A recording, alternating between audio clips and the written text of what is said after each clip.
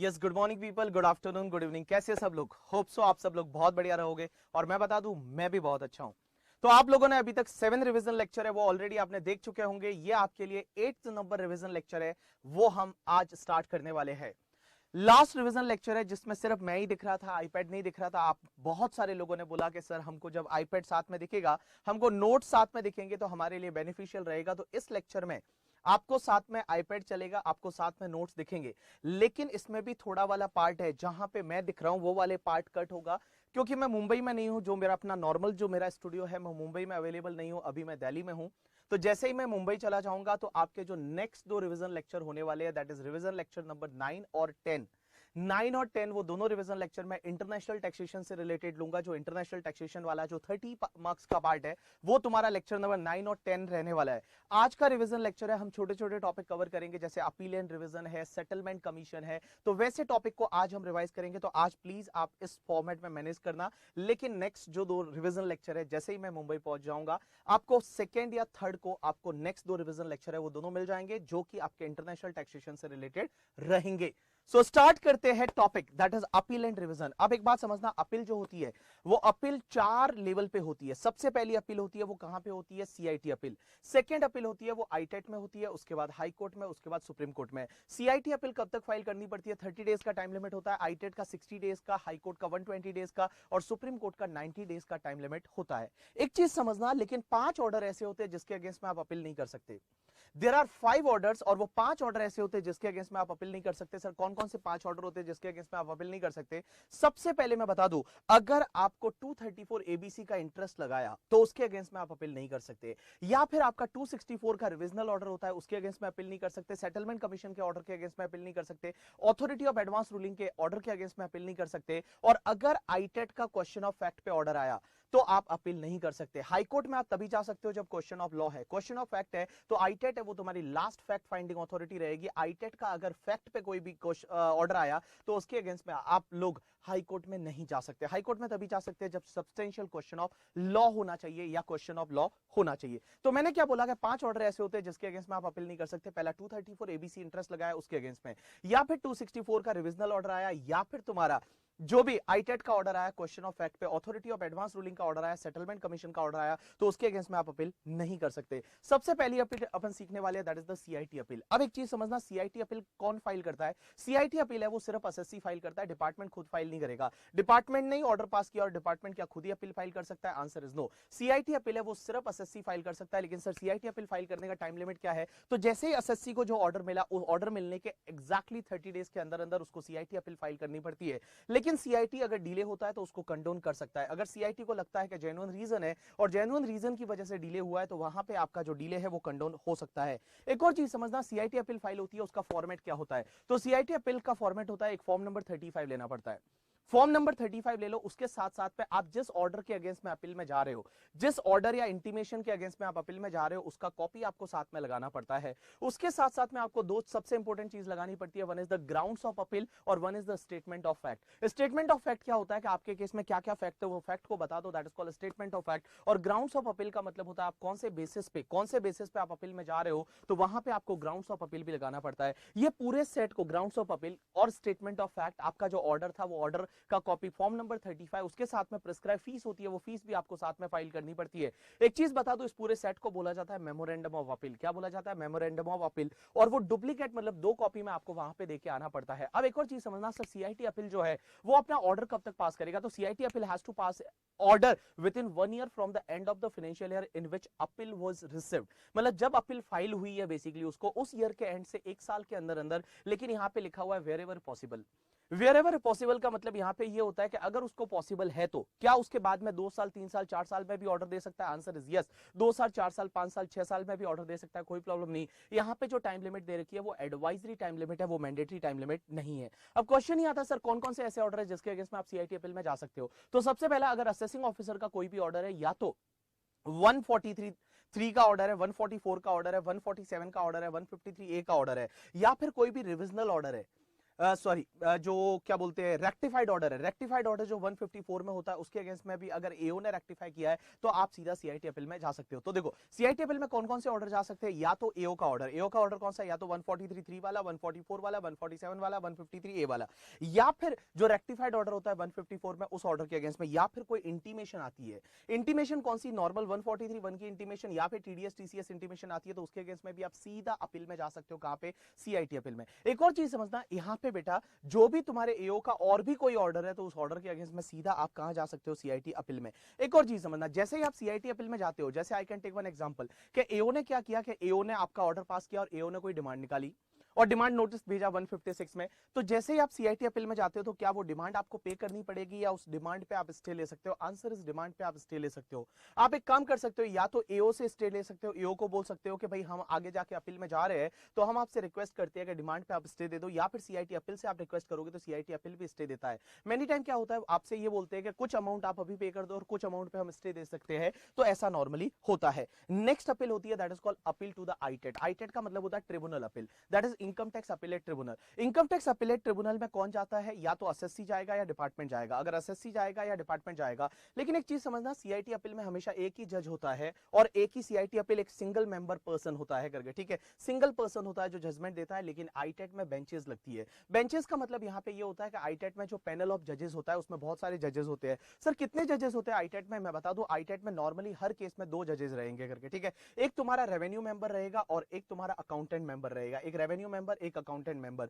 जो भी 2 जजेस की बेंच होती है उसको बोला जाता है डिविजनल बेंच। लेकिन बेटा बहुत बार ऐसा होता है कि जो छोटे छोटे केसेस होते हैं, मतलब जहां पे जो इनकम इन्वॉल्व है वो 50 लाख से ज्यादा नहीं है, जो इनकम इन्वॉल्व है वो 50 लाख से ज्यादा नहीं है, तो वहां पे जो सिंगल मेंबर, मतलब एक मेंबर की जो बेंच होती है, मतलब एक जो जज होता है वो भी जजमेंट दे सकता है करके, ठीक है। जहां 50 लाख से ज्यादा का इनकम इन्वॉल्व नहीं है वहां पे सिंगल मेंबर बेंच, मतलब एक जज जो होता है वो भी अपना जजमेंट दे सकता है। लेकिन जहां पे भी 3 member, 5 member, 7 member, 9 member, 11 member, 13 member होते हैं उसको बोला जाता है स्पेशल बेंच। क्या बोला जाता है, स्पेशल बेंच। आपने बहुत बार ऐसा सुना होगा कि बॉम्बे आईटेट का स्पेशल बेंच का जजमेंट है। तो स्पेशल बेंच किसको बोला जाता है, जिसमें 3, 5, 7, 9, 11, 13 ऐसे मेंबर होते हैं, उतने मेंबर का जजमेंट होता है, उसको बोला जाता है स्पेशल बेंच। तो देखो सिंगल मेंबर की बेंच जजमेंट तब देती है जब केस बहुत छोटा है, वहां पे एक ही जज होता है करके, ठीक है। जहां 50 लाख से ज्यादा का इनकम इन्वॉल्व नहीं है, नॉर्मली डिविजनल बेंच होती है और स्पेशल बेंच होती है बहुत सारे स्पेशल केसेस में। अब एक और चीज समझना, सर आईटेट में कब तक अपील करना पड़ता है, तो जिस ऑर्डर के अगेंस्ट में आप आईटेट में अपील में जा रहे हो, जैसे ही वो ऑर्डर आपको रिसीव होता है 60 डेज के अंदर अंदर आपको आईटेट में अपील करना पड़ता है।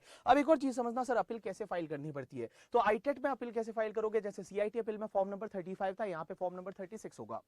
फॉर्म नंबर 36 के साथ में जिस ऑर्डर के अगेंस्ट में आप अपील में जा रहे हो उस ऑर्डर का कॉपी लगा लो। उसके साथ साथ में मेमोरेंडम ऑफ, क्या बोलते हैं उसको, स्टेटमेंट ऑफ फैक्ट और ग्राउंड्स ऑफ अपील, और जो फाइलिंग फीस होती है उस पूरे सेट को बोला जाता है स्टेटमेंट, उसको पूरे को बोला जाता है मेमोरेंडम ऑफ अपील, और ये साथ में आपको ट्रिप्लिकेट मतलब 3 कॉपी में वहां पे फाइल करना पड़ता है। अब एक और चीज समझना, सर आईटेट अपना जजमेंट कब देगी, तो आईटेट जजमेंट कब देगी, जैसे ही आपने आईटेट में अपील फाइल की उस ईयर के एंड से 4 साल के अंदर अंदर, but wherever possible, wherever possible का मतलब यहाँ पे ये होता है कि अगर पॉसिबल हुआ तो, अगर पॉसिबल हुआ तो इसका मतलब ये है कि ये भी जो टाइम लिमिट है ये भी तुम्हारी एडवाइजरी टाइम लिमिट है, ये भी मैंडेटरी टाइम लिमिट नहीं है। अगर उनको लगता है तो वो 4 साल में देंगे, लेकिन मान लो 4 साल में नहीं भी हो पाता तो 5 साल, 6 साल, 7 साल, 8 साल, 10 साल में भी दे सकते हैं कि आंसर इज यस, आईटेट है वो 10 साल बाद भी जजमेंट दे सकती है, कोई प्रॉब्लम नहीं है। अब एक और चीज समझना, सर आईटेट में कौन से ऑर्डर के अगेंस्ट में अपील में जाते हैं, ऐसे कौन कौन से ऑर्डर है जिसके अगेंस्ट में हम आईटेट में अपील जाते हैं, तो सबसे पहला सीआईटी अपील का ऑर्डर आया, जो सीआईटी अपील है वो सीआईटी अपील का ऑर्डर आया तो सीधा आप आईटेट में जाओगे। दूसरा, अगर मान लो एओ ने ऑर्डर पास किया था with the direction of the DRP,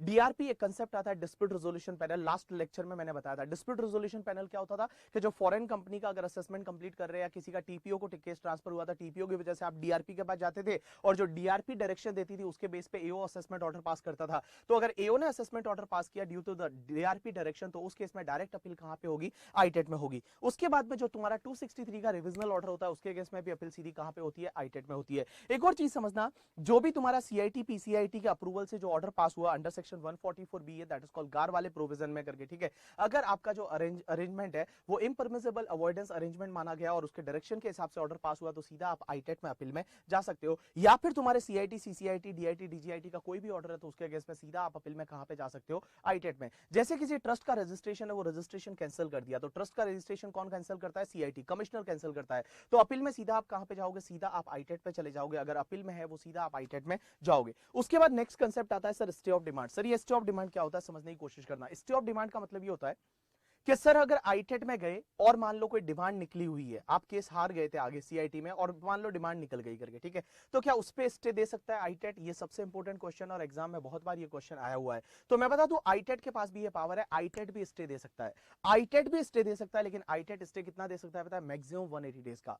आईटेट जो स्टे दे सकता है वो मैक्सिमम 180 डेज का दे सकता है, लेकिन अगर 180 डेज के अंदर अंदर भी आपकी अपील सॉल्व नहीं होती है, मतलब जो अपील का जजमेंट है वो 180 डेज में नहीं आता है और उसमें अगर एसएससी की गलती नहीं है, there is no default of the SSC, तो उस केस में आईटेट है वो एक्सटेंशन भी दे सकती है। लेकिन समझना जो तुम्हारा ओरिजिनल टाइम और एक्सटेंडेड दोनों मिला के कभी भी 365 डेज से ज्यादा नहीं हो सकता।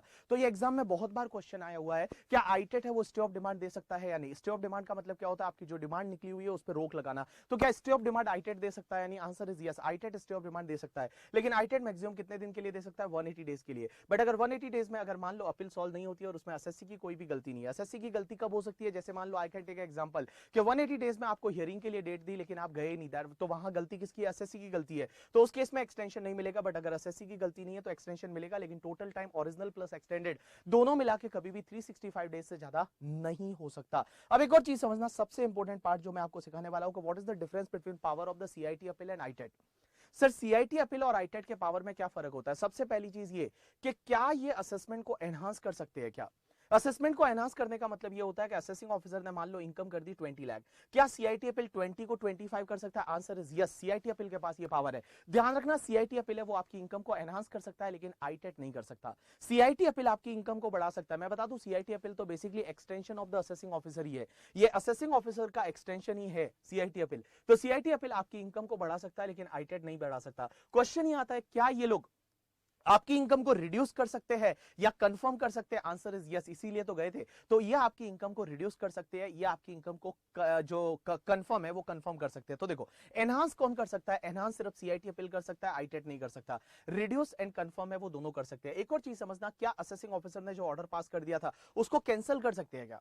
उसको कैंसिल कर सकते हैं, answer is yes, CIT appeal ITAT दोनों कैंसिल कर सकते हैं। लेकिन क्या उसको refer back to AO for the fresh assessment? AO को फ्रेश असेसमेंट के लिए वापस भेज सकते हैं कि तू क्या वापस से असेसमेंट करके लेके आ, ऐसा क्या बोल सकते हैं क्या? मैं बता दूं सीआईटी अपील के पास ये पावर नहीं है, आईटेट के पास ये पावर है। तो आईटेट क्या कर सकता है? Refer back to assessing officer for the fresh assessment कर सकता है, लेकिन बेटा सीआईटी अपील नहीं कर सकता। आईटेट है वो, आईटेट उसको वापस से फ्रेश असेसमेंट के लिए भेज सकता है, लेकिन सीआईटी अपील को अगर फ्रेश असेसमेंट करना है वो खुद करेगा, एओ को रेफर नहीं कर सकता। एक और चीज समझना, क्या ये डिले को कंडोन कर सकते हैं? आंसर इज यस, दोनों डिले को कंडोन कर सकते हैं, कोई प्रॉब्लम नहीं है। अब एक और चीज समझना, क्या ये फर्दर कुछ इंक्वायरी करनी है तो इंक्वायरी कर सकते हैं? Answer is yes. क्या ये रेक्टिफिकेशन ऑफ मिस्टेक कर सकते हैं क्या?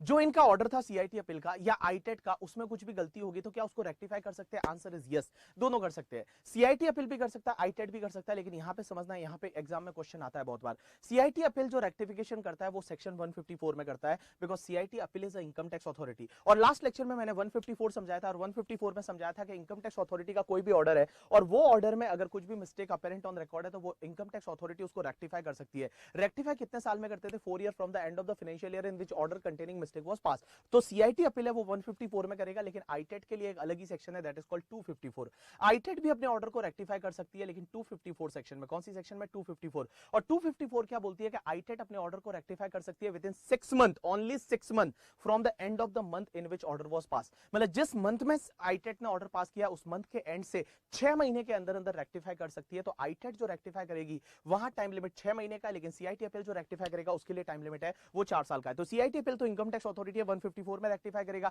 आईटेट जो रेक्टिफाई करेगा वो 254 में करेगा, और 254 के लिए टाइम लिमिट रहेगा 6 month from the end of the month in which order was passed. Original order जब पास हुआ उस मंथ के एंड से 6 महीने के अंदर अंदर। अब एक और चीज समझना, क्या ये अपने ऑर्डर को रिव्यू कर सकते हैं क्या? रिव्यू का मतलब ध्यान रहेगा आपको आईपीएल में, दैट इज आईपीएल वगैरह आप देखते होंगे या बहुत सारे आपने देखे होंगे, that is Dhoni review system अपन बोलते हैं, डीआरएस। रिव्यू का मतलब होता है दूसरा व्यू लेना। पहले आपने कुछ जजमेंट दे दिया और अब आप अपने उसको चेंज करके कोई दूसरा व्यू लेना चाहते हो, तो क्या रिव्यू कर सकते हैं? मैं बता दूं सीआईटी अपील आईटेट दोनों के पास रिव्यू का पावर नहीं है। इंडिया में रिव्यू का पावर सिर्फ सुप्रीम कोर्ट के पास है, बाकी किसी के पास नहीं है, लेकिन हाई कोर्ट भी अपने ऑर्डर को रिव्यू कर सकते हैं, ऐसा एक सुप्रीम कोर्ट का जजमेंट है। In case of the Meghalaya steel के केस में सुप्रीम कोर्ट ने यह बोला है कि हाई कोर्ट के पास भी इनहेरिटेड पावर रहेगा, क्या हाई कोर्ट भी अपने ऑर्डर को रिव्यू कर सकता है? तो हाई कोर्ट भी रिव्यू कर सकता है, लेकिन मेन ये पावर जो दे रखा है वो सिर्फ सुप्रीम कोर्ट को दे रखा है। सुप्रीम कोर्ट अपने ऑर्डर को रिव्यू कर सकता है, लेकिन हाई कोर्ट की भी ये पावर दे रखा है, हाई कोर्ट भी रिव्यू कर सकता है, सीआईटी अपील और आईटेट नहीं कर सकता। अब एक और चीज समझना, क्वेश्चन ये आता है कि क्या आपसे ये एडिशनल ग्राउंड्स ऑफ अपील ले सकते हैं क्या? पहले आपने जब अपील फाइल की तो कुछ ग्राउंड्स दिए थे, उसके बाद आप और कुछ ग्राउंड्स देना चाहते हो, और कुछ बेसिस देना चाहते हो, आपको और कोई केस लॉ मिल गया कि ओ ये भी ग्राउंड दे देते हैं, इसके बेसिस पे भी हमारा अलाउ होना चाहिए, तो क्या इन बिटवीन आप और कोई ग्राउंड्स देना चाहते हो, दे सकते हो? नहीं, आंसर इज यस, दोनों एडमिट करेंगे एडिशनल ग्राउंड्स। लेकिन क्वेश्चन ये आता है कि क्या ये एडिशनल एविडेंसेस एडमिट करेंगे क्या? ये सबसे इंपॉर्टेंट पार्ट, ये एग्जाम में क्वेश्चन 2-3 बार आ चुका है कि क्या सीआईटी अपील है वो एडिशनल एविडेंसेस ले सकता है या नहीं। एडिशनल एविडेंसेस का मतलब ऐसे एविडेंसेस जो पहले आपने असेसिंग ऑफिसर के सामने नहीं रखे थे, मतलब आपने income tax authority assessing officer के सामने आपने नहीं रखे थे और सीआईटी अपील में सीधा ले जाके दे रहे हो या आईटेट में सीधा ले जाके दे रहे हो, that is called additional evidences. क्या एडिशनल एविडेंसेस एडमिट कर सकते हैं या नहीं? एक बात बता दूं, सीआईटी अपील जो है वो एडिशनल एविडेंसेस ले सकता है 4 केसेस में, 4 कंडीशन के केस में। सीआईटी अपील एडिशनल एविडेंसेस ले सकता है 4 केस में। सबसे पहला, अगर आपने एडिशनल एविडेंस जो वो एविडेंस है वो एओ को दिया था लेकिन एओ ने लिया नहीं, सीआईटी अपील कब ले सकता है? जब आपने एओ को दिया था, एओ ने लिया नहीं। दूसरा, एओ ने मांगा था लेकिन आपने दिया नहीं क्योंकि आपके पास था नहीं। तीसरा, एओ ने मांगा नहीं था, आप देना चाहते थे बट आपके पास था नहीं। और चौथा, अगर बिना अपॉर्चुनिटी दिए अगर एओ ने असेसमेंट कंप्लीट कर दिया तो उस केस में सीआईटी अपील है वो एडिशनल एविडेंसेस ले सकता है। तो देखो, सीआईटी अपील एडिशनल एविडेंसेस है वो 4 केस में ले सकता है। कौन से केसेस में? सबसे पहला, आपने एविडेंस दिया था सीआईटी उसको एओ को, लेकिन एओ ने रिजेक्ट कर दिया। दूसरा, एओ ने डिमांड किया था लेकिन आप दे नहीं पाए due to the sufficient cause, या फिर एओ ने मांगा नहीं था, आपने भी नहीं दिया due to the sufficient cause क्योंकि आपके पास था नहीं।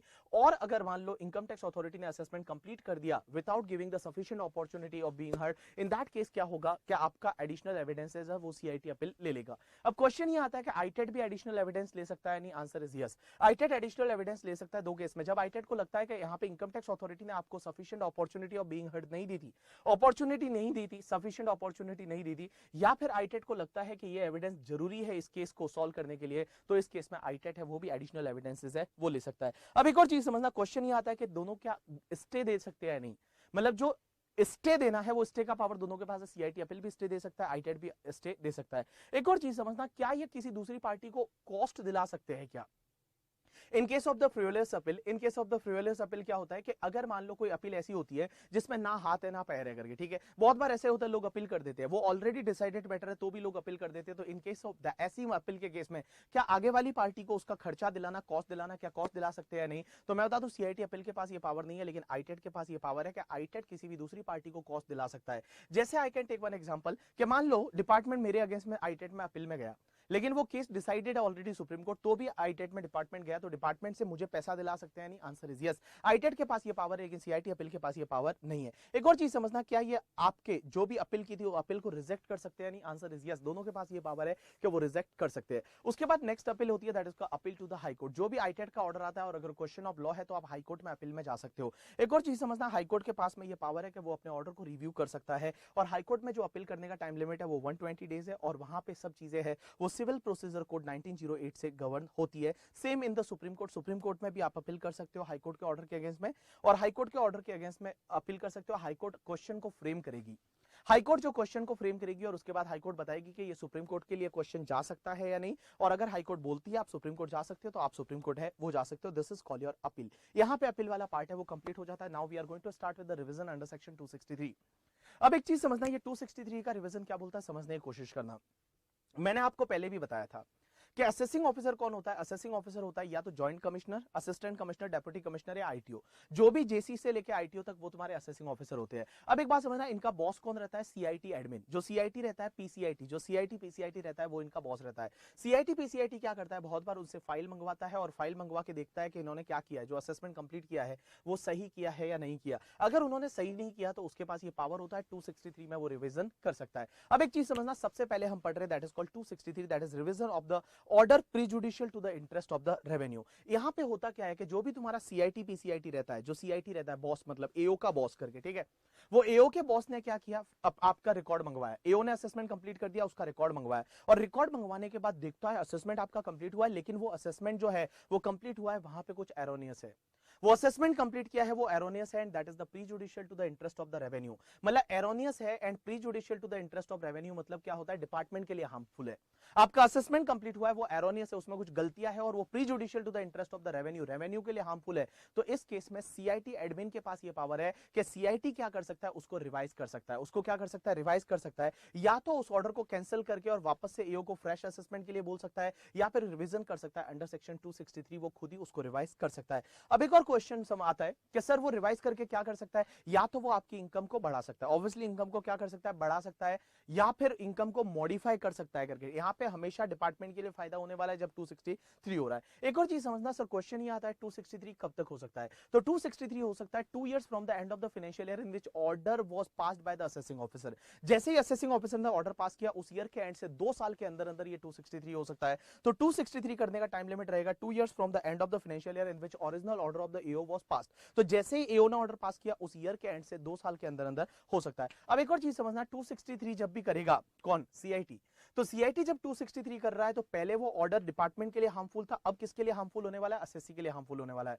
तो जब एसएससी के हार्मफुल ऐसा ऑर्डर 263 का पास करेगा तो उसके लिए उसको पहले क्या करना पड़ेगा, एसएससी को एक बार अपॉर्चुनिटी ऑफ बीइंग हर्ड देना पड़ेगा, और अपॉर्चुनिटी ऑफ बीइंग हर्ड देने के बाद ही वो ऑर्डर पास करेगा अंडर सेक्शन 263। एक और चीज समझना, यहां पे जो भी 263 का ऑर्डर पास किया उससे अगर एसएससी सेटिस्फाइड नहीं है तो एसएससी सीधा अपील में जा सकता है। कहां पे जा सकता है, सीधा आईटेट जा सकता है, बिकॉज ऑर्डर कौन, सीआईटी लेवल का बंदा पास कर रहा है, तो सीधा अपील में कहां पे जाएगा, वो आईटेट में जाएगा। एक और चीज समझना, यहां पे जो मैटर ऑलरेडी आगे जा चुके हैं, जो मैटर ऑलरेडी आगे CIT appeal ITAT high court supreme court में जा चुके हैं, उन मैटर पे रिवीजन नहीं कर सकते, बाकी वाले मैटर पे कर सकते हैं। मतलब यहां पे भी पार्शियल मर्जर का जो डॉक्ट्राइन था, पार्शियल मर्जर का जो सिद्धांत था, उसको यहां पे भी कंफर्म किया हुआ है। एक और चीज समझना सर, रिकॉर्ड का मतलब क्या, यहां पे सीआईटी क्या करता है, सीआईटी वहां पे एओ का फाइल मंगवाता है, एओ का रिकॉर्ड मंगवाता है, और रिकॉर्ड देख के पता चलता है कि उसने जो एओ ने ऑर्डर पास कर दिया था वो एरोनियस है और prejudicial to the interest of revenue है। तो रिकॉर्ड का मतलब क्या सर, रिकॉर्ड में जो अवेलेबल था at the time of passing the order और जो भी अवेलेबल है at the time of checking the file.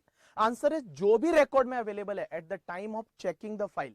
जब वो सीआईटी फाइल को देख रहा है और सीआईटी फाइल को देखते टाइम जो जो उस टाइम उस वहां पे अवेलेबल है वो सब रिकॉर्ड में आएगा, और उस रिकॉर्ड के बेसिस पे अगर लगता है कि ऑर्डर एरोनियस है तो सीआईटी जो है, सीआईटी एडमिन है, वो उसको क्या कर सकता है, रिवाइज कर सकता है, रिवीजन कर सकता है 263 में। एक और चीज समझना, यहां पे लॉ में एक चेंज था और वो चेंज ये बोलता था कि 4 केसेस ऐसे हैं जिसमें ये मान लिया जाएगा कि ऑर्डर एरोनियस है।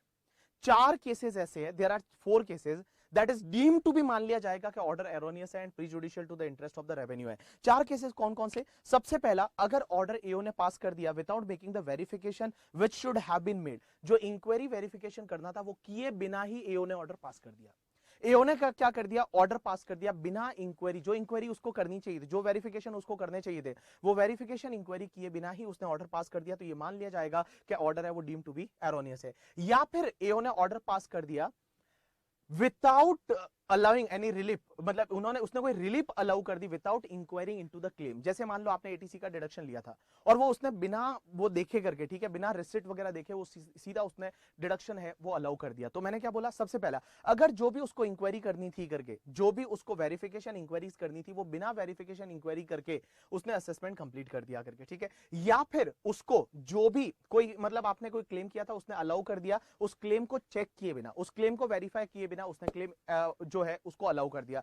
या फिर तीसरा, जो भी सीबीडीटी का सर्कुलर था, सीबीडीटी का डायरेक्शन था, इंस्ट्रक्शन था, उसको फॉलो किए बिना अगर मान लो एओ ने ऑर्डर पास कर दिया, या फिर मान लो सुप्रीम कोर्ट का कोई जजमेंट है या जुरिसडिक्शनल हाई कोर्ट का कोई जजमेंट है, उसको फॉलो किए बिना एओ ने अगर ऑर्डर पास कर दिया, तो उस केस में एओ का ऑर्डर है वो डीम टू बी प्रीजुडिशियल माना जाएगा और सीआईटी है वो उसका रिवीजन कर सकता है। तो देखो मैंने क्या पढ़ा है उसको एक बार मैं वापस से रिवाइज करवा देता हूं। 263, ये 263 सबसे इंटरेस्टिंग पार्ट है। देखो क्या होता है, 3 असेसिंग ऑफिसर होते हैं 3 लेवल के, एक तो जेसी, एसीडीसी, आईटीओ, ये लोग ऑर्डर पास करते हैं। इनका बॉस रहता है वो कौन रहता है, सीआईटी, सीआईटी और पीसीआईटी। सीआईटी पीसीआईटी क्या करता है, वो उससे फाइल मंगवाता है, वो रिकॉर्ड को चेक करता है, और रिकॉर्ड को चेक करते टाइम उसको पता चलता है कि ऑर्डर एरोनियस है और prejudicial to the interest of the revenue है, तो उस केस में उसको रिवाइज कर सकता है 263 में, और 263 में रिवाइज करके वो 263 का रिविजनल ऑर्डर पास कर सकता है, और रिविजनल ऑर्डर जो पास करेगा वो ऑब्वियसली डिपार्टमेंट के लिए फायदेमंद होगा। लेकिन एक चीज समझना, रिविजन करने से पहले उसको एसएससी को एक बार अपॉर्चुनिटी ऑफ बीइंग हर्ड देना पड़ेगा। वो रिविजन कितने टाइम में करेगा, 2 years from the end of the financial year in which order of the AO was pass. जैसे ही एओ ने ऑर्डर पास किया उस ईयर के एंड से 2 साल के अंदर अंदर वो रिवाइज कर देगा अंडर सेक्शन 263।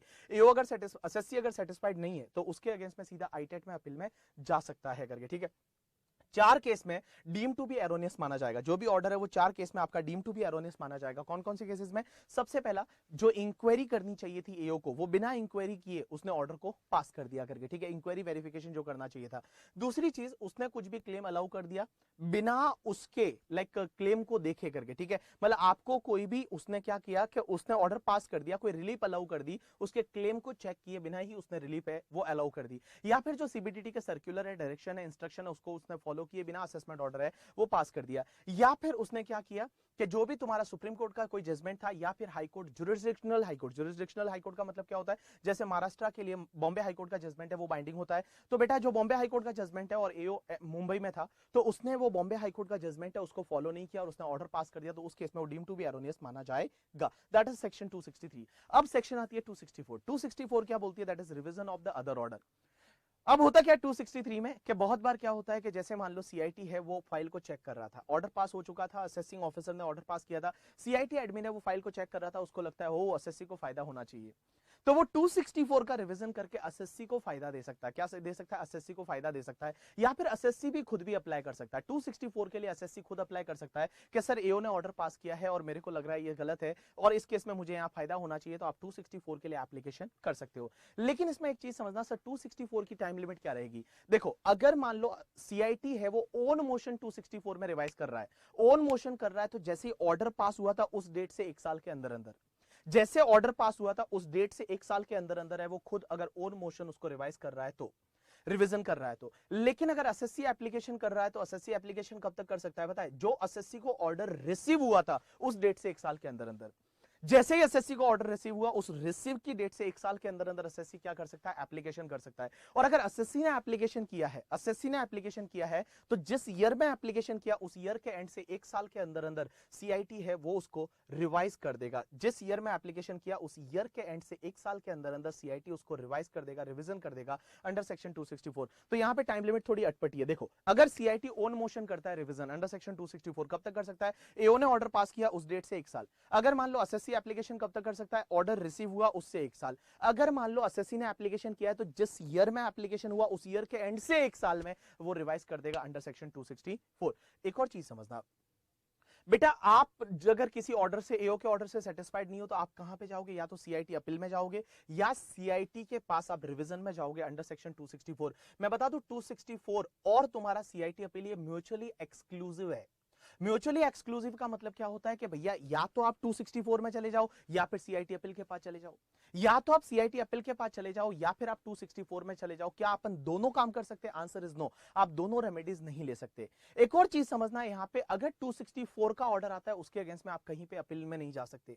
मैंने आपको पहले ही पढ़ाया था कि 5 ऑर्डर ऐसे होते हैं जिसके अगेंस्ट में आप अपील में नहीं जा सकते और उसमें एक 264 का भी ऑर्डर था और 264 के ऑर्डर के अगेंस्ट में आप कहीं पे भी अपील में नहीं जा सकते। तो एक बात समझना, आप या तो सीआईटी अपील में जा सकते हो या फिर सीआईटी के पास 264 में जा सकते हो, बट ये दोनों में नहीं जा सकते। ये म्यूचुअली एक्सक्लूसिव पावर है। सर क्वेश्चन यहां पे आता है कि मान लो अपने ऑर्डर में 5 मैटर थे, 5 मैटर में से 2 मैटर में हम सीआईटी अपील में गए, क्या 3 मैटर में हम सीआईटी के पास रिवीजन में जा सकते हैं? आंसर इज नो, ऐसा नहीं कर सकते, ऐसा आप नहीं कर सकते करके, ठीक है। मतलब यहां पे टोटल मर्जर का जो प्रिंसिपल है, टोटल मर्जर का जो सिद्धांत है वो यहां पे 264 में कंफर्म किया है। एग्जामिनर आपको एमसीक्यूज में ऐसा पूछ सकता है कि टोटल मर्जर है वो कहां पे कंफर्म किया है और आपको दे दे के 147 है, 263 है, 264 है, 154 है, तो कहां पे 264? 264 ऐसी सेक्शन है जहां पे टोटल मर्जर का जो सिद्धांत है, डॉक्ट्राइन ऑफ टोटल मर्जर है, उसको कंफर्म किया हुआ है। मतलब एक भी मैटर पे अगर आप सीआईटी अपील में चले गए तो फिर आप सीआईटी के पास रिवीजन में नहीं जा सकते, या फिर सीआईटी रिवीजन में चले गए 264 में तो फिर आप सीआईटी अपील में नहीं जा सकते। यू गॉट माय पॉइंट और नॉट? यस।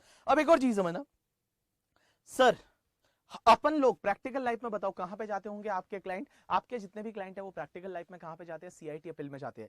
क्योंकि सीआईटी अपील में अगर हार भी गए तो आईटेट में जाएंगे, हाईकोर्ट में जाएंगे, सुप्रीम कोर्ट में जाएंगे। अगर सीआईटी रिवीजन में अगर उसने मना कर दिया आपको, देखो सीआईटी रिवीजन में जब जाते हो 264 में, तो 264 में either he will help you or he will reject to help you, वो आपको मना कर देगा हेल्प करने से, लेकिन 264 कभी भी आपके लिए हार्मफुल नहीं हो सकता। तो 264 का अगर ऑर्डर आया तो उसके अगेंस्ट में आप कहीं भी अपील नहीं जा सकते। तो हम लोग हमारे क्लाइंट को हमेशा क्या एडवाइस करते हैं कि हमेशा आपको कहां जाना चाहिए? सीआईटी अपील में जाना चाहिए। लेकिन आप बताओ 264 में कब जाते होंगे? जब सीआईटी अपील का टाइम लिमिट खत्म हो गया होगा। क्योंकि सीआईटी अपील में टाइम लिमिट क्या है? 30 डेज का है, 30 डेज, और यहाँ पे टाइम लिमिट क्या है? 1 साल का है। तो ऑब्वियसली बेटा यहाँ पे जब 30 डेज का टाइम लिमिट चला गया, जैसे मान लो 4 महीने ऑलरेडी हो चुके हैं, आपको पता है सीआईटी अपील अपनी अपील लेगा नहीं, तो आपको कहां जाना चाहिए? 264 में जाना चाहिए करके, ठीक है।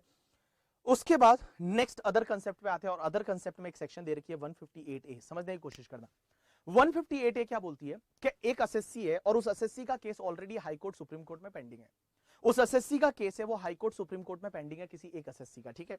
उस एसएससी का case high court supreme court में पेंडिंग है किसी एक पर्टिकुलर इशू पे, और सेम एसएससी का केस पेंडिंग है सेम इशू पे या तो इनकम टैक्स अथॉरिटी के पास, सीआईटी अपील के पास, या आईटेट के पास। देखो, एक एसएससी है जिसका केस कहां पेंडिंग है, हाई कोर्ट सुप्रीम कोर्ट में, और सेम एसएससी का सेम मैटर पे दूसरा केस, दूसरे साल का केस पेंडिंग है या तो इनकम टैक्स अथॉरिटी के पास, आईटेट के पास, या सीआईटी अपील के पास में। तो वहां पे जब एओ के पास पेंडिंग है, या सीआईटी अपील के पास पेंडिंग है, आईटेट के पास पेंडिंग है, वो उससे रिक्वेस्ट करेगा कि सर आप हमको एक लेटर पे लिख के दे दो, हमको एक डिक्लेरेशन दे दो। वो डिक्लेरेशन पहले वो फाइल करेगा कि सर आप हमको ये लिख के दे दो, किसको बोलेगा, एओ को, सीआईटी अपील, आईटेट को। आप हमको ये लिख के दे दो कि जो हमारा हाई कोर्ट सुप्रीम कोर्ट में केस पेंडिंग है उसका जो भी जजमेंट आएगा वो जजमेंट इस वाले केस पे भी अप्लाई कर दोगे, मतलब इस वाले ईयर पे भी अप्लाई कर दोगे। ऐसा अगर वो लिख के दे देते हैं तो फिर आपको फर्दर अपील करने की जरूरत नहीं है। That is called avoidance of the repetitive appeal. क्या बोलते हैं, avoidance of the repetitive appeal. तो देखो मैंने क्या बोला, एक बार मैं वापस से बोलता हूं करके, ठीक है। देखो, एक एसएससी है और उस एसएससी का सेम मैटर पे, मतलब एक मैटर पे हाई कोर्ट सुप्रीम कोर्ट के केस ऑलरेडी पेंडिंग है, तो क्वेश्चन ऑफ लॉ रहेगा तभी हाई कोर्ट सुप्रीम कोर्ट में पेंडिंग है। तो हाई कोर्ट सुप्रीम कोर्ट में पेंडिंग है, लेकिन सेम एसएससी का किसी और ईयर का सेम इशू पे या तो एओ के पास पेंडिंग है, सीआईटी अपील या आईटेट के पास पेंडिंग है। तो वो जो एओ के पास पेंडिंग है, आईटेट, सीआईटी अपील के पास पेंडिंग है, उनको बोलो कि सर आप हमसे एक प्रॉमिस कर दो, आप हमको ये लिख के दे दो करके, ठीक है, कि जो भी हमारे हाई कोर्ट सुप्रीम कोर्ट में जजमेंट आएगा उस केस का, वो जजमेंट का यहां पे भी अप्लाई कर दोगे करके, ठीक है, इस ईयर पे भी अप्लाई कर दोगे। अगर वो ऐसा लिख के दे देते तो आपको अपील करने की जरूरत नहीं। That is called avoidance of the repetitive appeal. एक और चीज समझना, इसका लॉजिक वगैरह है वो मैं ऑलरेडी आपको रेगुलर फास्ट ट्रैक बैचेस में आपको ऑलरेडी बता चुका हूं। Next section is 158AA। 158AA क्या बोलता है, समझने की कोशिश करना। 158AA ये बोलता है, all people please pay attention. हुआ क्या, एक एसएससी है, जैसे मान लो बीबी सर, एक एसएससी का हाईकोर्ट का जजमेंट आया, एक एसएससी के केस में हाईकोर्ट का जजमेंट आया और हाईकोर्ट का जजमेंट एसएससी के फेवर में है। तो हाईकोर्ट का जजमेंट जब एसएससी के फेवर में है तो डिपार्टमेंट कहां गया होगा, सुप्रीम कोर्ट। एक एसएससी के केस में हाईकोर्ट का जजमेंट आया और हाईकोर्ट का जजमेंट एसएससी के फेवर में, डिपार्टमेंट ऑलरेडी कहां जा चुका है, supreme court. Department supreme court जा चुका है और आज सुप्रीम कोर्ट में केस पेंडिंग है। तो देखो, एक एसएससी में केस में हाईकोर्ट का जजमेंट आया था और हाईकोर्ट का जजमेंट आया था और डिपार्टमेंट सुप्रीम कोर्ट जा चुका और सुप्रीम कोर्ट में आज केस पेंडिंग और हाईकोर्ट का जजमेंट एसएससी के फेवर में था। अब समझना, सेम एसएससी के केस में किसी दूसरे साल का सेम इशू पे सीआईटी अपील का जजमेंट आया, सेम एसएससी के केस में सेम इशू पे किसी दूसरे साल का सीआईटी अपील का जजमेंट आया और वो भी एसएससी के फेवर में आया। तो एसएससी के फेवर में आया तो डिपार्टमेंट कहां पे जाएगा, आईटेट जाएगा, और आईटेट जाने का टाइम लिमिट क्या होता है, 60 डेज। तो यहां पे डिपार्टमेंट एसएससी से पूछता है, डिपार्टमेंट एसएससी से पूछता है कि सर अगर आप बोलो तो हम आईटेट में अभी 60 डेज में नहीं जाते, हम आईटेट में तब जाएंगे जब वो सुप्रीम कोर्ट का जजमेंट आएगा। एसएससी बोलता है ठीक है कोई बात नहीं, आप तब ऐसा करना, तब आप आईटेट में जाना जब सुप्रीम कोर्ट का जजमेंट आ जाता है। और एसएससी अगर ये हाँ बोल देता है तो उस केस में क्या होगा, डिपार्टमेंट अभी आईटेट में नहीं जाएगा, वो आईटेट को इंटीमेट करेंगे कि एसएससी इस चीज के लिए हाँ भरी है एसएससी ने कि जब भी सुप्रीम कोर्ट का जजमेंट आएगा तब हम आईटेट में आएंगे। अब एक बात समझना, सुप्रीम कोर्ट का जजमेंट भी अगर एसएससी के फेवर में आ जाता है तो ऑब्वियसली डिपार्टमेंट आईटेट नहीं जाएगा, लेकिन अगर सुप्रीम कोर्ट का जजमेंट है वो अगर डिपार्टमेंट के फेवर में आ जाता है तो डिपार्टमेंट क्या करेगा, आईटेट में जाएगा वो सीआईटी अपील के ऑर्डर के अगेंस्ट में, और आईटेट क्या कर देगा, ऑर्डर को चेंज कर देगा और डिपार्टमेंट के फेवर में ऑर्डर पास कर देगा। Next section is 268A। और एक चीज समझना, ये 268A क्या बोलती है, that is special provision for appeal by the department. मैं बता दूं, डिपार्टमेंट अपील तभी करता है जब डिपार्टमेंट को कुछ जो टैक्स इफेक्ट मिलने वाला है, जो टैक्स मिलने वाला है, जो अमाउंट मिलने वाला है वो पर्टिकुलर लिमिट से ज्यादा है। डिपार्टमेंट तभी अपील करता है, आईटेट में डिपार्टमेंट तभी जाता है जब उसको जो टैक्स इफेक्ट है करके, ठीक है, जो उसको पैसा मिलने वाला है वो 20 लाख रुपए से ज्यादा है। मतलब डिपार्टमेंट को जो टैक्स इफेक्ट मिलने वाला है वो 20 लाख से ज्यादा है, मतलब डिपार्टमेंट को जो फायदा होने वाला है वो 20 लाख से, छोटे छोटे केसेस में नहीं जाता कि 10,000 का फायदा होगा डिपार्टमेंट आईटेट चला जाए, नहीं, डिपार्टमेंट आईटेट तभी चाहता है जब उसको टैक्स इफेक्ट है वो टैक्स इफेक्ट पर्टिकुलर लिमिट से ज्यादा है। तो मैं बता दूं, आईटेट में डिपार्टमेंट तभी चाहता है जब टैक्स इफेक्ट है वो 20 लाख से ज्यादा है, हाईकोर्ट में तभी जाता है जब 50 लाख से ज्यादा है, और सुप्रीम कोर्ट में तभी जाता है जब 1 करोड़ से ज्यादा है। तो tax effect is more than 20 lakh then department will approach to the ITAT, tax effect is more than 50 lakh then department will approach to the high court, और tax effect is more than 1 crore then department will approach to the supreme court. एक और चीज समझना, department जो है, ऐसा हो सकता है कि जैसे एक एसएससी के केस में अपील में नहीं गया और दूसरे एसएससी के केस में सेम इशू था और दूसरे एसएससी के केस में अपील में चला गया, तो आप ऐसा नहीं बोल सकते कि सर उसके केस में तो आप अपील में नहीं गए थे, आप हमारे केस में अपील में कैसे जा रहे हो। या फिर ऐसा बहुत बार हो सकता है कि एक ईयर में आपके केस में एक ईयर में अपील में नहीं गए, लेकिन दूसरे ईयर में डिपार्टमेंट अपील में चला गया, तो आप ये नहीं बोल सकते कि आप लास्ट ईयर अपील में नहीं गए थे तो आपने जो भी हमने किया था वो एक्सेप्ट कर दिया था। नहीं, डिपार्टमेंट की चॉइस है, डिपार्टमेंट जब चाहे तब अपील में जा सकता है, जब चाहे तब डिपार्टमेंट अपील में नहीं जाएगा। एक और चीज समझना है यहाँ पे, ये जो टैक्स लिमिट जो दे रखी है वो उससे ज्यादा टैक्स इफेक्ट है तो ही डिपार्टमेंट अपील में जाता है। So this is completion of your topic appeal and revision. पानी पी लो और पानी पीने के बाद अपन नया टॉपिक चालू करते हैं, that is income tax settlement commission.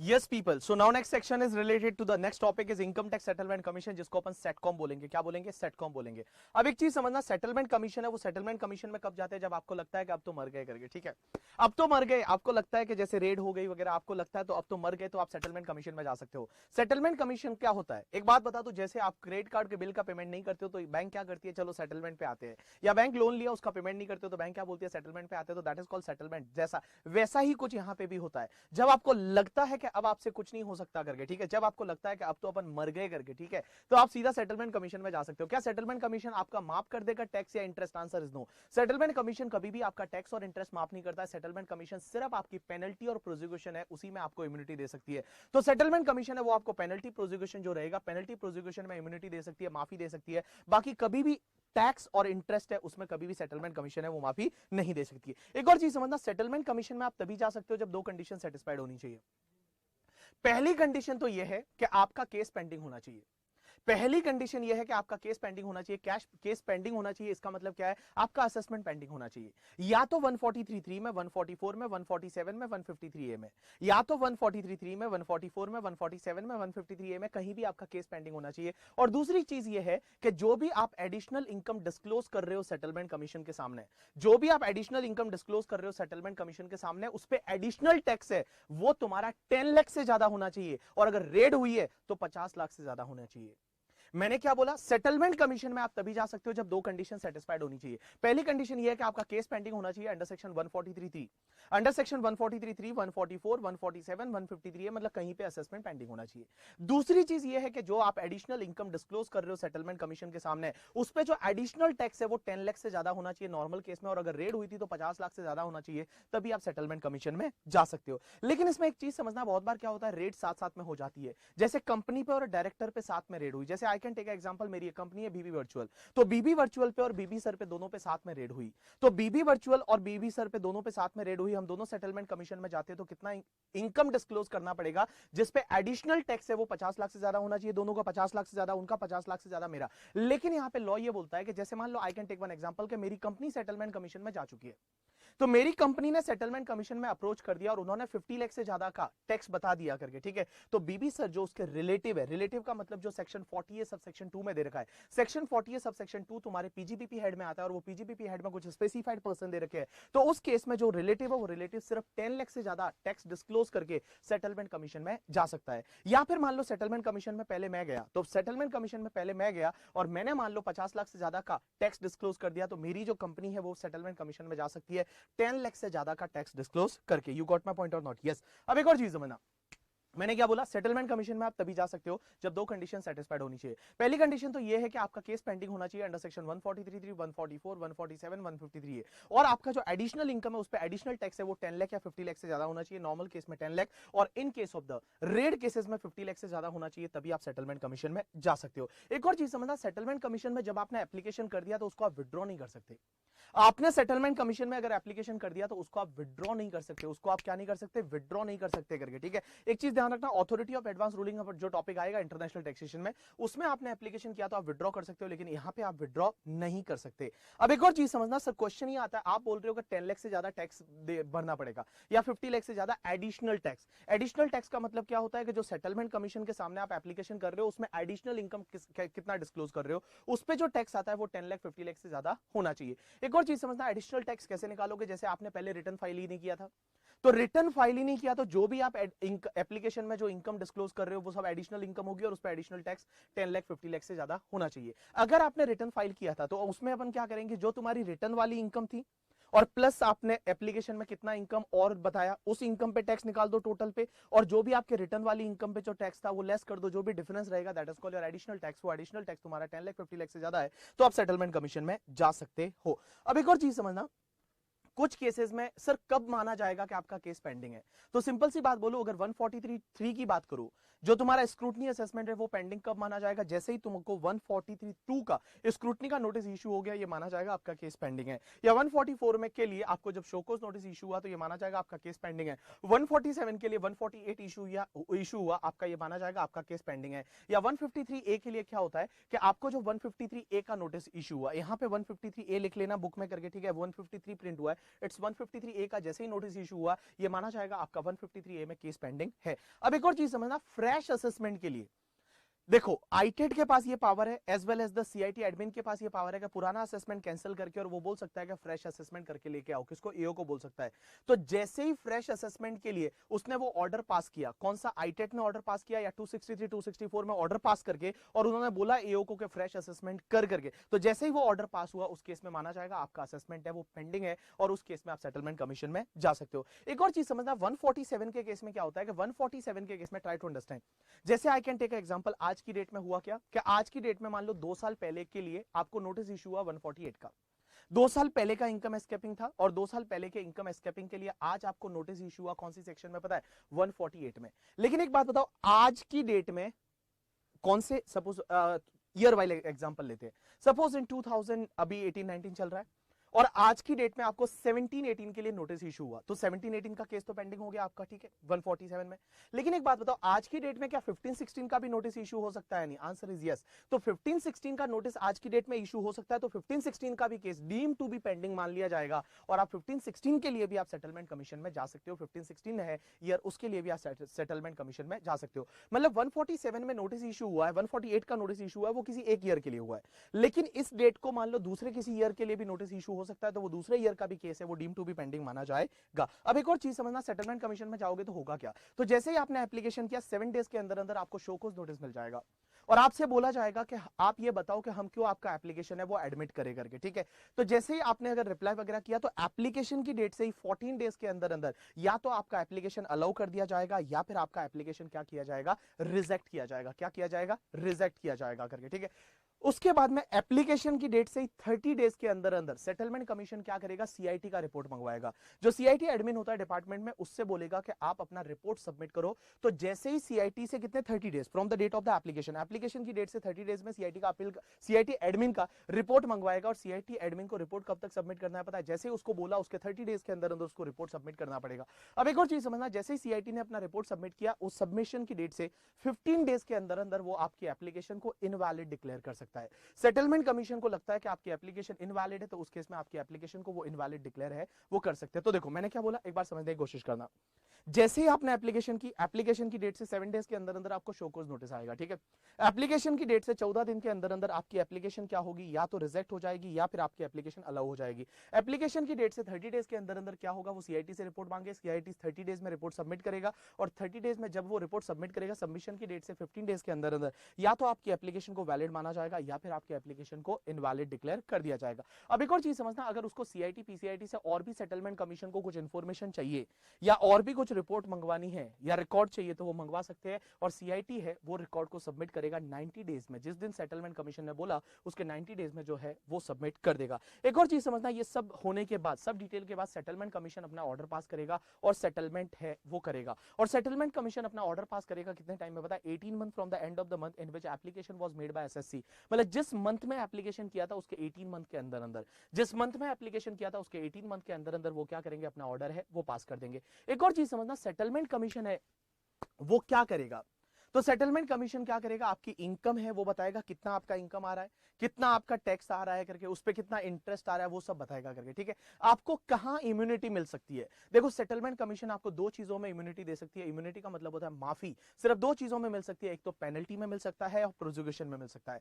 Penalty prosecution में मिल सकता है, लेकिन क्वेश्चन ये आता है क्या सेटलमेंट कमीशन इंटरेस्ट में भी इम्यूनिटी दे सकती है, जो इंटरेस्ट है वो इंटरेस्ट में भी इम्यूनिटी दे सकती है। Answer is no, settlement commission के पास ऐसा पावर नहीं है। लेकिन एक चीज समझना, एक जजमेंट है that is in case of the supreme court का जजमेंट है in case of the MH Ghaswala, और एमएच घासवाला केस लो में सुप्रीम कोर्ट ने ये बोला कि देखो सेटलमेंट कमीशन के पास वही पावर है जो इनकम टैक्स अथॉरिटी के पास है, और इनकम टैक्स अथॉरिटी में मैं बता दूं सबसे बड़े लेवल के जो ऑफिसर रहते हैं दैट इज सीसीआईटी और डीजीआईटी, इनकम जो इंटरेस्ट होता है 234 एबीसी वगैरह उसमें कुछ इम्यूनिटी दे सकते हैं। तो 234 एबीसी के इंटरेस्ट में जो इम्यूनिटी दे सकते हैं, कौन दे सकते हैं, सीसीआईटी डीजीआईटी दे सकते हैं स्पेसिफिक केसेस में, तो उतना इम्यूनिटी है वो आपका सेटलमेंट कमीशन भी दे सकता है। तो एक बात समझना, सेटलमेंट कमीशन क्या इंटरेस्ट अंडर सेक्शन 234 एबीसी में इम्यूनिटी दे सकता है, पहले लिखोगे नहीं दे सकता।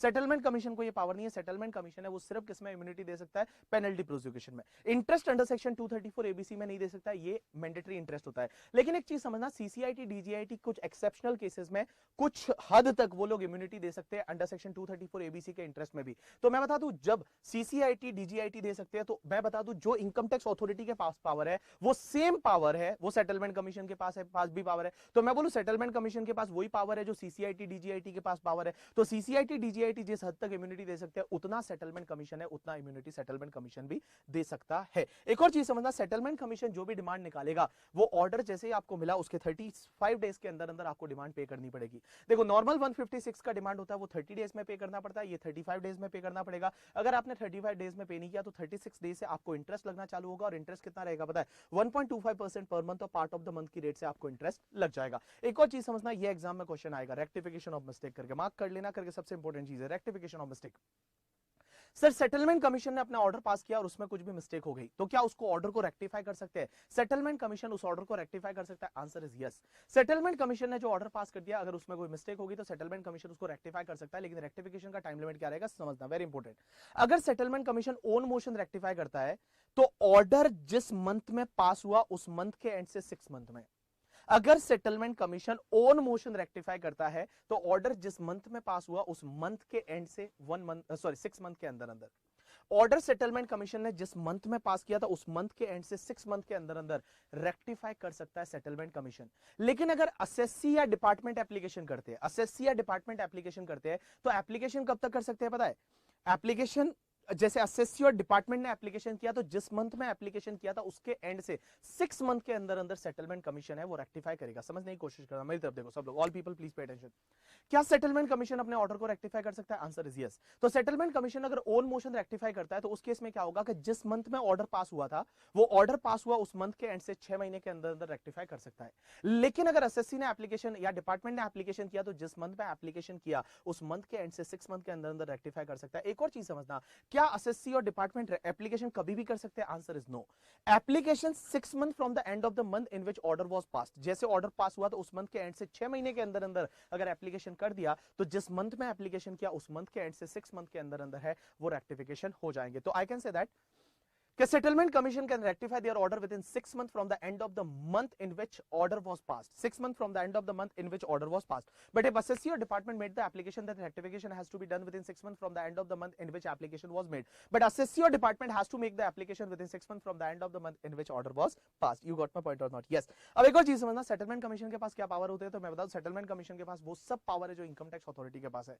As well as settlement commission आपकी प्रॉपर्टी को अटैच भी कर सकती है। मैक्सिमम अटैचमेंट है वो 6 मंथ का होगा, 6 मंथ के लिए आपकी जो प्रॉपर्टी है उसको अटैच कर सकती है। सेटलमेंट कमीशन का अपना जो जुरिस्डिक्शन होता है वो एक्सक्लूसिव जुरिस्डिक्शन होता है, मतलब वहां पे कोई भी उंगली नहीं कर सकता, मतलब उसको कोई भी डिस्टर्ब नहीं कर सकता। एक और चीज समझना, सेटलमेंट कमीशन है वो सेटलमेंट कमीशन आपको जो पेनल्टी प्रोसिक्यूशन है उसमें इम्यूनिटी दे सकती है। एक और चीज समझना, पेनल्टी प्रोसिक्यूशन में इम्यूनिटी तभी देती है जब असेसी ने कोऑपरेट किया था। असेसी ने कोऑपरेट किया था, उसके साथ साथ में असेसी ने full and true disclosure income का दिया था और उसने ये भी बताया था कि उसने वो इनकम कैसे कमाई है। पहली चीज असेसी ने क्या किया था, असेसी ने कोऑपरेट किया था सेटलमेंट कमीशन के साथ, असेसी ने फुल एंड ट्रू डिस्क्लोजर दिया था इनकम का और उसने वो मैनर भी बताया था कि उसने वो इनकम कैसे कमाई है। अगर ये कंडीशन सेटिस्फाइड होती है तो आपको इम्यूनिटी है वो मिलेगी। अब एक और चीज समझना, जैसे ही आप सेटलमेंट कमीशन में चले जाते हो तो आपका केस सेटलमेंट कमीशन के पास चला जाएगा। इनकम टैक्स अथॉरिटी है वो कुछ भी नहीं करेगी, सेटलमेंट कमीशन के पास आपका केस चला गया। लेकिन मैं बता दूं, सेटलमेंट कमीशन के पास जब आपका केस होता है, वहां सेटलमेंट कमीशन के पास आपका केस अबेट हो जाएगा कब, और एओ है वो काम करना चालू करेगा कब, 4 केसेस में। मींस व्हाटएवर आपका केस सेटलमेंट कमीशन के पास है, सेटलमेंट कमीशन के पास जो आपका केस है वो केस अबेट हो जाएगा और असेसिंग ऑफिसर है उसके पास जुरिस्डिक्शन आ जाएगा 4 केस में। सबसे पहला, अगर आपकी एप्लीकेशन है वो रिजेक्ट हो गई, जो 14 डेज के अंदर अंदर आपका एप्लीकेशन रिजेक्ट करते हैं, अगर आपका एप्लीकेशन रिजेक्ट हो गया या फिर आपकी एप्लीकेशन वो इनवैलिड डिक्लेयर कर दी, या फिर 18 मंथ का टाइम खत्म हो गया और सेटलमेंट कमीशन ने ऑर्डर ही पास नहीं किया, या फिर सेटलमेंट कमीशन ने ऑर्डर पास किया लेकिन उसमें कोई सेटलमेंट का टर्म्स ही नहीं है, तो उस केस में क्या होगा, फिर असेसिंग ऑफिसर के पास केस जाएगा और सेटलमेंट कमीशन के पास में आपका केस है वो क्या हो जाएगा, अबेट हो जाएगा। क्या हो जाएगा, अबेट हो जाएगा। अब एक और चीज समझना, सेटलमेंट कमीशन का जो ऑर्डर होता है वो कंक्लूसिव होता है, मतलब सेटलमेंट कमीशन के ऑर्डर के अगेंस्ट में आप कहीं पे भी अपील में नहीं जा सकते, that is the final order, और उसके अगेंस्ट में आप कहीं पे भी अपील में नहीं जा सकते करके, ठीक है। अब एक और चीज समझना, सेटलमेंट कमीशन ये बोलता है कि लाइफ में आप अपना केस एक ही बार सेटल करवा सकते हो, लाइफ में आप अपना केस है वो सिर्फ एक ही बार सेटल करवा सकते हो, एक से ज्यादा बार सेटल नहीं करवा सकते। Once in life time opportunity कि आप अपना केस एक बार ही लाइफ में सेटल करवा सकते हो। अब इन्होंने ऐसी एक और रेस्ट्रिक्शन डाली कि आप तो एक बार ही करवा सकते हो, लेकिन मान लो मैंने करवा लिया, मेरा केस सेटल हो गया, मैंने सेटलमेंट कमीशन से मेरा केस सेटल करवा दिया, तो मैं तो कभी सेटलमेंट कमीशन में नहीं जाऊंगा। लॉ ये बोलता है कि ऐसी कोई भी कंपनी भी नहीं जाएगी जिसमें मेरा 50% से ज्यादा का वोटिंग पावर है, मतलब ऐसी कंपनी भी सेटलमेंट कमीशन में नहीं जाएगी जिसमें मेरा 50% से ज्यादा का वोटिंग पावर है, या फिर कोई ऐसा फर्म एओपी बीओआई भी नहीं जाएगा जिसमें मेरा 50% से ज्यादा पीएसआर है, या फिर वो एचयूएफ भी नहीं जा सकता कभी भी लाइफ में अगर मैं उसका करता हूं तो। देखो, मैं एक इंडिविजुअल हूं और मैंने सेटलमेंट मेरा केस का करवा दिया, तो कोई भी कंपनी नहीं जा सकती जिसमें 50% से ज्यादा मेरा वोटिंग पावर है, लाइफ में वो एक बार भी नहीं जा सकती, ठीक है। दूसरी चीज, अगर कोई भी ऐसा फर्म एओपी बीओआई है वो भी नहीं जा सकता जिसमें मेरा 50% से ज्यादा का पीएसआर है, और कोई भी एचयूएफ नहीं जा सकता का मैं करता हूं। अगर मान लो कंपनी ने अपना सेटलमेंट करवा दिया, तो कोई भी इंडिविजुअल जिसके पास 50% से ज्यादा का 50% से ज्यादा का शेयर होल्डिंग है वो इंडिविजुअल सेटलमेंट कमीशन में नहीं जा सकता, या फिर एओपी बीओआई ने करवा दिया, फर्म ने करवा दिया, तो कोई भी इंडिविजुअल नहीं जा सकता जिसके पास 50% से ज्यादा का पीएसआर है, और कोई भी एचयूएफ नहीं जा सकता। अगर एचयूएफ ने सेटलमेंट करवा दिया तो उसका करता है वो कभी भी सेटलमेंट कमीशन में नहीं जा सकता। अब एक और बात समझना, आगे जाके अगर सेटलमेंट कमीशन को पता चल जाता है कि आपने जो सेटलमेट करवाया है वो अगर मिस रिप्रेजेंटेशन ऑफ फैक्ट या फ्रॉड करके करवाया है, तो सेटलमेंट कमीशन आपके जो ऑर्डर पास किया था सेटलमेंट कमीशन ने, उस ऑर्डर को वो लोग वॉइड एब इनिशियो डिक्लेयर कर सकते हैं। क्या कर सकते हैं, वॉइड एब इनिशियो है वो डिक्लेयर कर सकते हैं। यू गॉट माय पॉइंट और not? Yes, so this is the completion of your topic settlement commission. पानी पी लो एक बार आप।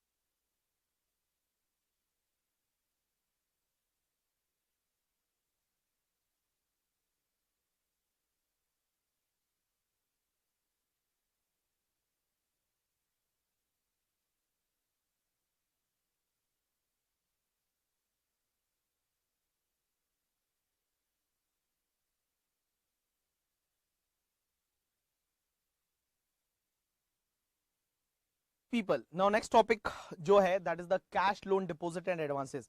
सबसे पहली सेक्शन 269 एसएस। 269 एसएस क्या बोलती है कि आप कभी भी किसी भी पर्सन से क्या नहीं कर ले सकते, लोन नहीं ले सकते, डिपॉजिट नहीं ले सकते या एडवांस नहीं एक्सेप्ट कर सकते in relation to the immovable property. Advance in relation to the immovable property, तो समझना किसी भी पर्सन से आप क्या नहीं ले सकते, लोन, डिपॉजिट या advance in relation to the immovable property आप किसी से एक्सेप्ट नहीं कर सकते 20,000 रुपीज और more by any mode other than account पे चेक, अकाउंट पे डिमांड ड्राफ्ट और any mode of electronic clearing system. मतलब आप किसी भी पर्सन से जो लोन ले रहे हो, डिपॉजिट ले रहे हो, एडवांस ले रहे हो in relation to the immovable property, वो अगर आप एक्सेप्ट कर रहे हो तो और वो 20,000 या उससे ज्यादा है, 20,000 या उससे ज्यादा है तो आप कैश में नहीं ले सकते। 20,000 या उससे ज्यादा है तो कैश में नहीं ले सकते। अगर मान लो 15,000 है आप कैश में ले सकते हो, चलेगा, कोई प्रॉब्लम नहीं। लेकिन इसमें एक और चीज समझना, ये 20,000 का लिमिट देखते टाइम जो पहले आपने अगर मान लो कोई भी loan, deposit, advance in relation to immovable property ले रखा है, उसको क्लब कर देंगे, उसको क्लब कर देंगे। यहां पे मैंने बहुत सारे एग्जांपल दे रखे हैं तो आपको समझ में आ जाएंगे करके, ठीक है। तो आप बुक में देखोगे तो आपको ये एग्जांपल समझ में आ जाएंगे। लेकिन एक और चीज समझना, ये वाली जो सेक्शन है, ये सेक्शन कहां कहां पे नहीं लगेगी कि आप 20,000 या उससे ज्यादा का कैश में डिपॉजिट है, एडवांस है या advance in relation to immovable property या लोन एक्सेप्ट नहीं कर सकते। ये सेक्शन कहां कहां नहीं लगेगी तो उसके कुछ एक्सेप्शन है। एक्सेप्शन क्या है कि this section is not applicable if deposit, advance or loan is taken from or by government, bank, cooperative bank, post office, government company, person having only agriculture income or corporation established by the central, state or provincial act or any other as notified by the CBDT, उन पे ये section है, ये section नहीं लगेगी। तो 269 SS ये बोलती है कि बेटा आप किसी भी पर्सन से 20,000 या उससे ज्यादा का 20,000 या उससे ज्यादा का या तो लोन नहीं ले सकते, डिपॉजिट नहीं ले सकते या advance in relation to immovable property है वो एक्सेप्ट नहीं कर सकते। लेकिन एक और चीज समझना, ये 20,000 लिमिट्स तीनों का मिला के देखा जाएगा एज वेल एज उस दिन जितना आउटस्टैंडिंग है वो भी उसमें क्लब हो जाएगा। एक और चीज समझना, सबसे इंटरेस्टिंग पार्ट, मान लो पहले आपने 15,000 रुपया लोन लिया था किसी पर्सन से और वो किसी पर्सन से आपने चेक से लिया था। आज आप जो लोन ले रहे हो वो 10,000 रुपीज का कैश में ले रहे हो, क्या ये सेक्शन लग जाएगी? आंसर इज यस, ये सेक्शन लग जाएगी क्योंकि यहाँ पे टोटल पहले भी आपने 15,000 लिया था, वो आपने चेक से लिया था भले, लेकिन आज आप 10,000 कैश में ले रहे हो तो 10,000 15,000 मर्ज हो गए 25,000 का लिमिट, मतलब यहाँ पे 20,000 या उससे ज्यादा हो गया तो यहाँ पे ये सेक्शन लग जाएगी। यहाँ पे मैंने कुछ एग्जांपल दे रखे हैं वो आप देखोगे तो आपको समझ में आ जाएगा। एक और चीज समझना, अगर मान लो इस सेक्शन का वायलेशन होता है तो आपको 271D बोलती है कि 100% का पेनल्टी है वो लग जाएगा, 100% का पेनल्टी है वो लग जाएगा और ये पेनल्टी सिर्फ ज्वाइंट कमिश्नर है वो ही इंपोज कर सकता है। उसके बाद में ऐसा का ऐसा एक सेक्शन है that is very interesting section, that is the section 269 ST। इससे रिलेटेड एग्जाम में क्वेश्चन आपसे पूछा जा सकता है। ये सेक्शन ये बोलती है कि कोई भी पर्सन किसी भी पर्सन से 2 लाख रुपए या मोर, 2 लाख रुपए या मोर एक्सेप्ट नहीं कर सकता। देखो उसमें क्या था, लोन था, उसमें क्या था, लोन था, advances in relation to immovable property या डिपॉजिट था। इसमें कुछ भी आप 2 लाख रुपया या उससे ज्यादा किसी भी पर्सन से आप एक्सेप्ट नहीं कर सकते कैश में। मतलब आपको कैसे लेना है, अकाउंट पे चेक, अकाउंट पे डिमांड ड्राफ्ट और any mode of electronic clearing system. तो देखो ये सेक्शन यह बोलती है कि भैया आप किसी भी पर्सन से 2 लाख रुपए या उससे ज्यादा, 2 लाख रुपए या उससे ज्यादा या तो in aggregate in a single day from a person, मतलब एक पर्सन से सिंगल डे में आप 2 लाख रुपए या उससे ज्यादा कैश में एक्सेप्ट नहीं कर सकते, या फिर in respect of a single transaction या in respect of a single event or occasion from a person आप एक्सेप्ट नहीं कर सकते। अगर करोगे तो बेटा उस केस में आपका वायलेशन माना जाएगा और उस केस में आपको पेनल्टी लग जाएगी और 100% तक आपको पेनल्टी है वो 271DA में लग जाएगी। वापस से मैं बोल रहा हूं, समझने की कोशिश करना।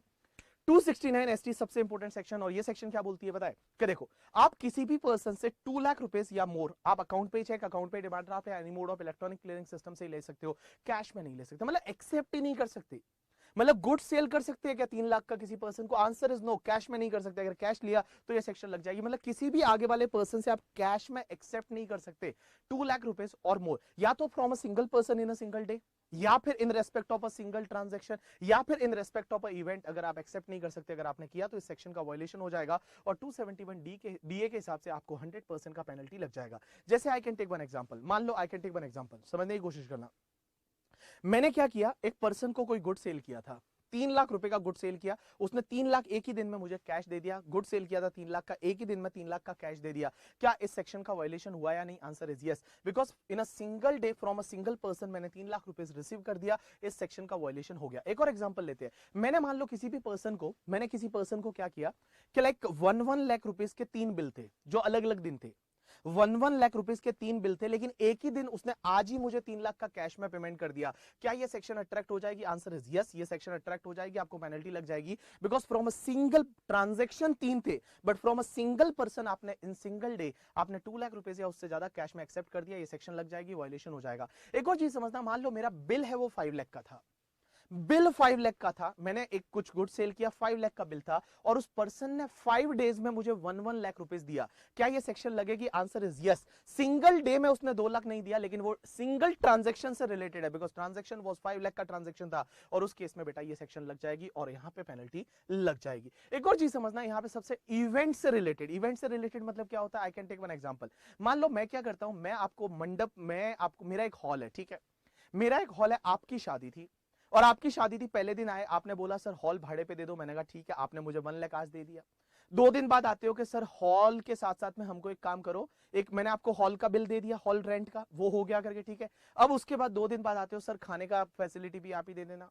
खाने के लिए मैंने आपको क्या किया, 50,000 का और बिल दे दिया। उसके बाद डेकोरेटर का काम भी मैंने ही किया, और वो एक इवेंट है आपकी शादी, और उससे रिलेटेड अगर मुझे 2 लाख या उससे ज्यादा कैश में पेमेंट मिल गया तो ये सेक्शन लग जाएगी, और उस केस में बेटा ये सेक्शन है, ये सेक्शन लग जाएगी, और यहाँ पे पेनल्टी 271 डीए में लग जाएगा। लेकिन यहाँ पे एक चीज समझना, सीबीडीटी के कुछ क्लेरिफिकेशन वगैरह है, वो आप एक बार रीड कर लेना करके, ठीक है। नोटिफिकेशन है कि कहां कहां ये सेक्शन नहीं लगेगी। जैसे आप बैंक से कैश विड्रॉ करते हो, या फिर बैंक में जब आप जमा करवाते हो, तो उस केस में ये सेक्शन नहीं लगेगी। तो बैंक से जब आप कैश विड्रॉ करोगे, मैंने आप 3 लाख रुपए बैंक से विड्रॉ किया, बैंक वाले ने मुझे दिया तो मैंने एक्सेप्ट किया 2 लाख या उससे ज्यादा, तो क्या ये सेक्शन लग जाएगी? आंसर इज नो, ये सेक्शन नहीं लगेगी। तो उसके कुछ एक्सेप्शंस है, वो आप एक बार देख लेना। मैंने 3 एग्जांपल दे रखे हैं, बहुत ही प्यारे प्यारे एग्जांपल दे रखे हैं, वो आप रीड करोगे तो आपको ये पूरी सेक्शन है वो समझ में आ जाएगी।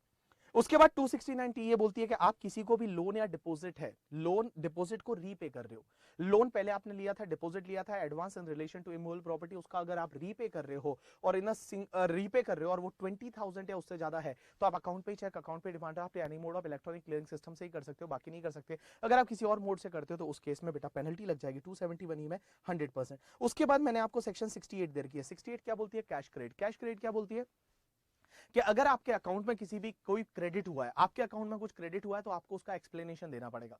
अगर मान लो डिपार्टमेंट को आपने एक्सप्लेनेशन दिया, वो एक्सप्लेनेशन सेटिस्फैक्टरी नहीं है करके, ठीक है, या आप एक्सप्लेनेशन नहीं दे पा रहे, आपसे पूछा कि आपके बैंक में ये पैसा कहां से आया था, आपने बोला पता नहीं कहां से आया था, तो पता नहीं कहां से आया था, तो उस केस में वो आपकी इनकम मान ली जाएगी, और वो आपकी इनकम मान ली जाएगी और उस पर टैक्स लगेगा। और एक और बात बता दो, यहाँ इंटरेस्टिंग पार्ट, सेक्शन होती है 115 बीबी, और बीबी क्या बोलती है कि कैश क्रेडिट वगैरह ये जो होता है, इसके केस में आपको टैक्स लगेगा, वो टैक्स रेट 60% रहेगी, और उस पर आपका जो सरचार्ज रहेगा, वो सरचार्ज भी आपका 25% सरचार्ज रहेगा। तो 60 प्लस सरचार्ज 25%, मतलब 15% सरचार्ज आ जाएगा टोटल मिला के।